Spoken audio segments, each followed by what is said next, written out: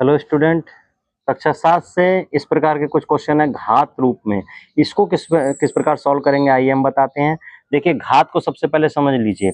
कोई संख्या लिखी हुई है, मान लीजिए यहाँ पर 2 की पावर 5 लिखी हुई है, ठीक है। तो इसको बोलते हैं आधार, इसको बोलते हैं आधार और इसको बोलते हैं घात, ठीक है। चाहे किसी रूप में लिखा हो, मान लीजिए इस रूप में लिखा हुआ है तो ये हो जाएगा घात, ठीक है।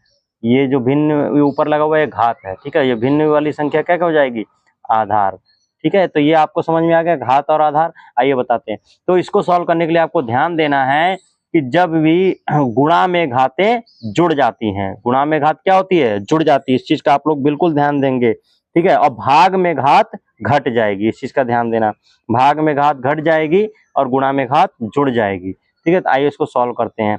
लेकिन ऐसा कब होगा, जब आधार समान होंगे। आधार समान होने चाहिए, जैसे 3 यहाँ पर भी आधार है और यहाँ पर भी 3 आधार है, ये दोनों समान होने चाहिए, तब ये ऐसा हो सकता है, ठीक है। आधार समान नहीं होंगे तो ऐसा नहीं हो पाएगा, ठीक है। तो कंडीशन एक ही है कि इनके आधार समान होने चाहिए, सबके आधार समान है। देखिए सबके आधार समान है, तभी ये इस प्रकार के क्वेश्चन सॉल्व कर पाएंगे आप।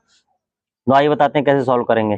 तो इसमें घात समान है, तो सॉरी आधार समान है, तो आधार समान है तो घात क्या, और गुणा में घात क्या होती है, जुड़ जाती है। ध्यान देना, गुणा में घात जुड़ जाती है। तो इसको लिख सकते हैं 7 की पावर 3 की पावर 7 प्लस 8, यानी इसका आंसर हो जाएगा 3 की पावर 15, ठीक है। इसी प्रकार अगर इसके जगह पर मान लीजिए अगर लगा होता है यहाँ पर भाग का निशान, तो हम कैसे करते। इस प्रकार से क्वेश्चन दिया है 3 की पावर 8 भाग 3 की पावर 7, तो इसको कैसे करते, तो इसको इस प्रकार करते 3 की पावर 8 और भाग लगा हुआ है तो यहाँ माइनस लगाएंगे, ठीक है। यानी इसका हो जाएगा आंसर 3 की पावर 1, ठीक है। 1 लिखते नहीं है, ये आंसर हो गया। तो गुणा वाला इस प्रकार से होता है, ठीक है। आइए दिखाते हैं इसको, दोनों एक साथ दिया हो तो कैसे करेंगे। तो आधार समान है, हो जाएगा 6 की पावर 4 प्लस 2, इन दोनों के बीच में गुणा का निशान था इसलिए हमने प्लस का निशान लगाया। इन दोनों के बीच माइनस का निशान लगाएंगे क्योंकि भाग है, ठीक है।